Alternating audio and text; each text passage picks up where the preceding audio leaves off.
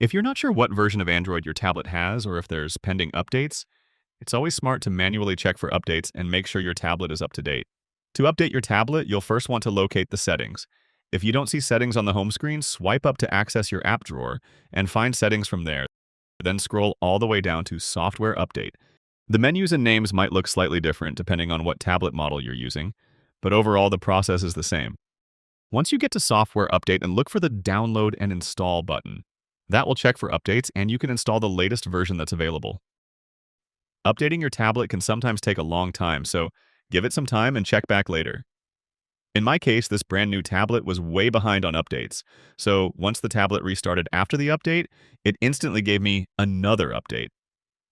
This can sometimes happen when you're a few versions behind, and the tablet needs to run an incremental update first before being able to update to the latest version. After you're done with all the updates, you can go back to the software update settings and it'll tell you the tablet is now up to date. And that's how you update your tablet. Click that like button if this was helpful, and subscribe for more easy guides like this.